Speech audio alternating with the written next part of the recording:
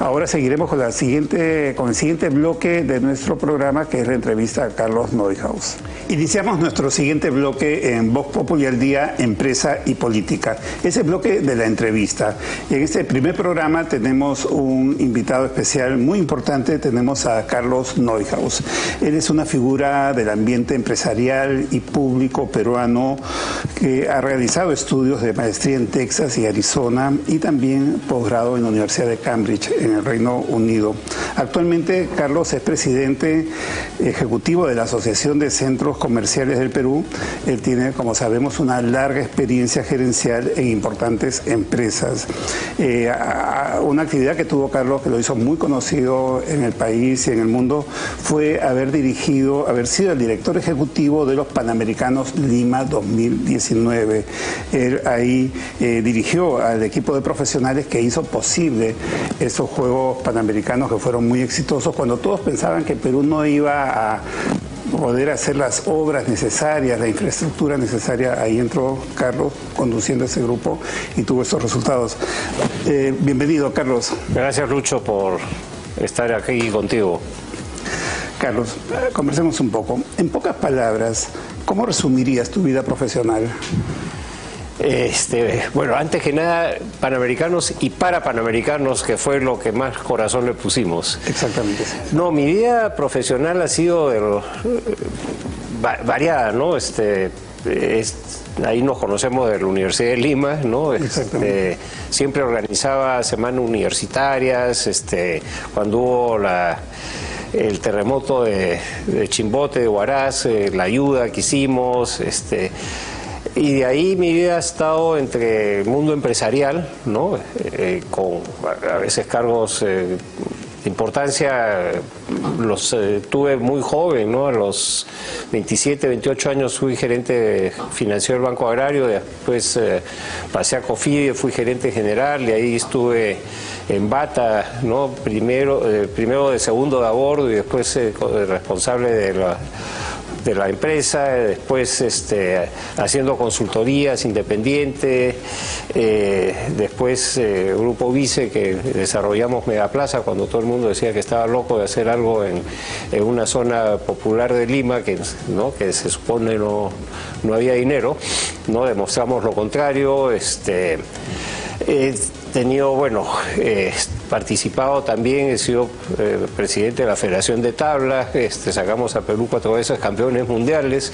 De ahí, como tenía experiencia en construcción de viviendas sociales, centros comerciales, me dijeron, y la mezcla de deporte, me dieron el encargo de los Panamericanos, ¿no? Que fue un reto que asumí, creo que estaban buscando un kamikaze, me encontraron, pero era un kamikaze con paracaídas.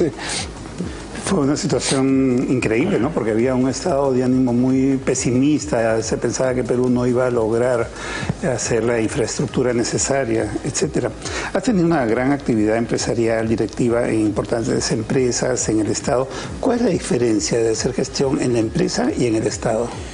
A ver, mi primera experiencia en el Estado fue en el sector financiero, que fue Banco Agrario y la Corporación Financiera de Desarrollo, ¿no? Antes también había sido practicante, había una financiera privada, ¿no?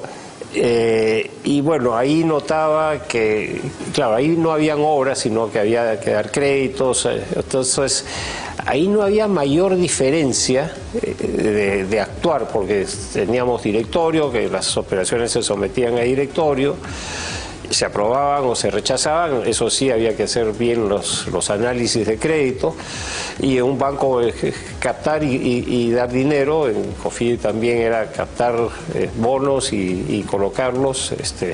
Claro, fundamentalmente ahí era empresas del Estado, teníamos un montón, y nadie me puede decir que tener empresas públicas es rentable.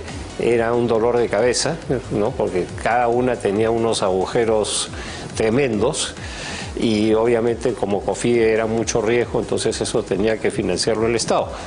Después, cuando me tocó el reto de los Panamericanos, yo entendía que los mecanismos de contratación del Estado eran camino de colisión, o sea, tenía 2 años, 10 meses por delante y no había manera de que por más genio que uno sea iba a poder hacer obras pues de esa magnitud en tan poco tiempo, siguiendo todos los pasos y procedimientos del Estado. Y además el Estado, si te impugna una obra, de repente vas retrasando el inicio 3 meses, 6 meses, etcétera. Entonces ahí buscamos la opción de gobierno a gobierno, y en decreto legislativo que se facultó para los panamericanos se especificó, entre otras cosas, la posibilidad de hacer un convenio de gobierno, y que nos ayudó mucho. Y se queja mucho de mis amigos ingenieros. Han habido cualquier cantidad de ingenieros peruanos que han trabajado en los Juegos, y además han habido no solamente ingenieros, sino en el Mundial de Qatar Perú ha estado representado por 50 profesionales de diversas áreas contratados por la FIFA. O sea, a ese nivel han entrado, y entiendo que están ahora para los Panamericanos de Santiago, están para para las Olimpiadas de París. Con la experiencia que han adquirido en los Panamericanos en Perú. Eso le ha servido muchísimo. Ahora, ¿tú dirías que la clave del éxito de esa gestión fue el convenio gobierno-gobierno? Fue una de las cosas que permitió, pero la otra clave fue el extraordinario compromiso de todas las personas que trabajaron y de los voluntarios que se involucraron en esta tarea, ¿no? No, quiere decir que los peruanos, cuando hacemos equipo, podemos hacer bien las cosas. Y yo no le preguntaba a la gente, oye, ¿de qué partido eres? ¿No? O sea, a mí necesitamos estas calificaciones. ¿Pasas o no pasas? Pasaban su examen y listo. Después me enteré que uno era de un lado, del otro, pero a mí lo que me importaba era que dieran resultados. Claro, eso es una demostración de que la meritocracia es más importante que las preferencias políticas, exactamente, en la gestión pública. Ahora, en tu experiencia has encontrado, lo has contado ahora, casos donde habían fallas en la gestión pública, problemas, y lo podemos ver, ¿no?, frente a esta comprobada ineficiencia de la gestión pública en el Perú. ¿Crees que ciertos servicios públicos deberían tener administración privada? Por ejemplo, a ver, salud, hospitales del MINSA, hay muchos problemas. Mira, sin ir muy lejos, hace un año que intento sacar una cita en salud, ya me aburrí de llamar y es imposible. ¿Qué sufrimientos tiene tanta gente en salud? Sedapal, empresas de agua, en un país donde hay 7 millones de personas que no tienen acceso al agua. Las escuelas públicas nos han llevado a estar últimos en las pruebas PISA, en comprensión de lectura, en matemáticas, etcétera. Podríamos hacer una larga lista, ¿no? Frente a esa comprobada ineficiencia, ¿tú crees que una solución podría ser, no la propiedad obviamente, sino la administración pública de los servicios? Mira, hay varias modalidades, ¿no? Incluso también mucha gente buena, o sea, yo he encontrado mucha gente capaz y buena en el sector público, o sea, los hay, pero hay otro grupo de gente buena que además son capaces, pero me dice, yo me meto al sector público, primero no me dan AFP, o sea, el día que en muchos casos un contrato CAS terminas y chao, ¿no? Y por otro lado tienen familia que mantener, etcétera, y dicen, bueno, los riesgos son muy altos, ¿no? Porque muchos funcionarios públicos incluso van rotando de ministerios, llamemos así en algunos casos, o de instituciones. Y bueno, tiene una estabilidad más o menos precaria, ¿no? Entonces, no hay un incentivo para... Se ha tratado con servir lo han tergiversado, ¿no? Pero tiene que haber un horizonte para que la gente pueda estar interesada en ser servidor público, ¿no? Interesada como desarrollo personal. Hay muchos, por ejemplo, Banco Central, hay muchos muchachos economistas que dicen, bueno, me voy al Banco Central, es toda una institución, es un check muy importante en el currículum de las personas, ¿no? pero fuera de eso hay pequeñas islas nada más. Y respecto a toda esta gama de servicios públicos, ¿no crees que una administración privada, una fórmula así pueda contribuir? Hay que buscar unas fórmulas privadas, mixtas, pero no podemos continuar en la manera como estamos funcionando, ¿no? A ver, hay dos sectores que son, entre tantos, claves en relación al bienestar de los peruanos, al desarrollo del país. Salud y educación van muy de la mano. Si tú fueras ministro de cualquiera de esos dos ministerios, ¿qué harías? Lo primero, y yo hace tiempo que vengo diciendo que, por ejemplo, en Chile tiene el Ministerio de Infraestructura. Años atrás nosotros teníamos el Ministerio de Fomento y Obras Públicas. ¿Y qué sucedía? Claro, éramos un país mucho más pequeño, ¿no? El ministro de Educación o el ministro de Salud andan cabezones y me consta porque he conversado con los de turno en diversas oportunidades, están que la obra, que en el hospital, que en la escuela. Entonces, y la educación, la calidad de la educación está en picada. ¿Por qué? Porque de repente los interpela, porque no sale tal hospital, entonces el ministro tiene que perder una semana en meterse al detalle puntual de eso y descuida lo que es política, la gestión educativa o la gestión en salud. Eso es eso pues no hace bien. ¿Tú recomendarías la creación de un Ministerio de Infraestructura Pública? Sí, o sea, y esto son 4 pilares básicamente, ¿no? Uno que es el de construcción, ¿no? Otro es de prevención y riesgos, ¿no? Porque antes de meterse a hacer algo hay que hacer un análisis pues del suelo, ¿no?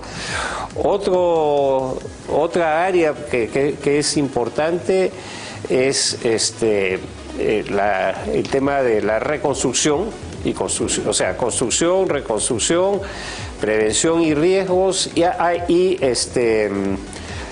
lo que es reestructuración o destrave de obras que se han paralizado y que hay muchas obras que le falta un poquito nomás para que se terminen, pero por temas formales no se culminan. No, es que tiene que ser entregada, sí, y el hospital tiene que ser entregado. ¿Y cuántas personas se mueren en el medio? O sea, hay gente, el otro día en una pista que tenía una serie de errores, le digo al ingeniero, acá están sucediendo muchos riesgos de atropellos y no por el mal diseño. Es que no ha sido entregada. Entonces, pero entonces no se puede hacer nada. No, pues. Y le digo, y si se muere la gente, atropellos y cosas por el estilo, ¿quién carga la culpa? Eso no es mi problema, ¿no? Entonces, el servicio al ciudadano está puesto de lado. Y por el otro lado, la Contraloría tiene que modernizar su rol. Con esto del control concurrente que nosotros iniciamos, marca un chip distinto y además el sistema de contratación que nosotros usamos estaba basado en incentivos y no en penalidades. O sea, aquí en el Perú ¿cómo lo castigo? ¿No? Claro. O sea, a un chico, si te jalan, llegan y lo castigan en su casa, ¿no? Pero si pasas con 12, claro, nada. Si pasas con 15, ¿no? O que te saquen a comer, que te den un avioncito, ¿no? O sea, el criterio de punitivo es prima sobre el criterio de incentivo. Claro, es una historia de crimen y castigo permanente en todos los ámbitos del quehacer. Los últimos años han sido fatales para el mundo, no solo para el Perú. Primero hemos tenido la pandemia, luego hemos tenido un gobierno que desestabilizó mucho al país, con muchos simpatizantes de Sendero Luminoso en el gobierno, sin incentivos a la producción, a la inversión, y luego una crisis social muy fuerte con los movimientos subversivos que se dieron y finalmente esta crisis que se dieron, que están ahí latentes, en cualquier momento salen y la gente está muy feliz y contenta yéndose a las playas y exacto. Todo esperemos que no pase afectando nada. Todo, pero ¿cómo afecta la actividad empresarial toda esta situación? Mira, la actividad empresarial ha empezado a reactivarse, ¿no? O sea, hay una especie de deseo de, ya, ahora empiezo a trabajar, ¿no? Preparémonos también, ¿no? Tengamos plan B, plan C, por si acaso, pero yo creo que una de las mejores maneras de contrarrestar todo esto es saliendo a producir, a generar trabajo, a impulsar la economía y que la cosa funcione y que el Estado cumpla su función. El Estado tiene que preocuparse pues de la seguridad, de la salud, de las cosas elementales de la gente, ¿no? Y de la prevención, como estamos ahora, ¿no? Los gremios empresariales han tenido distintas épocas en los últimos 50 años, épocas muy activas, muy complicadas, etcétera. Hoy, ¿están cumpliendo su misión? ¿Están cumpliendo su rol? Yo creo que son mucho más conscientes. Ahora se habla de responsabilidad social empresarial, que creo que es importante.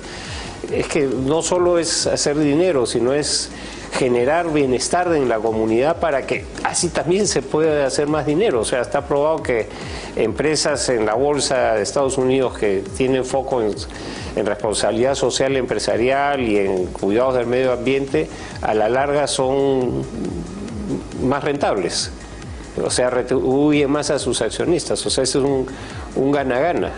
Claro, hacer bien las cosas da muchos beneficios, evidentemente. Ahora, siempre se habla de Perú, un país de emprendedores. Se asocia mucho la idea de emprendedores a gente joven, ¿no? Pero hay emprendimientos a los 20, a los 40, a los 60, a los 70 años. Hay mucha gente que está emprendiendo negocios. ¿Qué le recomendarías a un emprendedor en el Perú? A ver, aquí tengo una frase, ¿no? Aquí no hay que luchar contra la informalidad, hay que luchar por la informalidad. Creo que también eso tenemos que cambiarlo.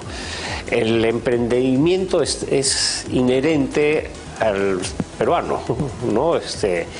Siempre el peruano va a sacar algo, o sea, va a ingeniarse algo, está viendo dónde hay una oportunidad. Lo que hay que hacer es darle las facilidades para que pueda hacer explotar esa capacidad de creación y de imaginación, ¿no? Darle facilidades desde el gobierno. Desde el gobierno, sí, de municipalidades. Los municipios, ¿no?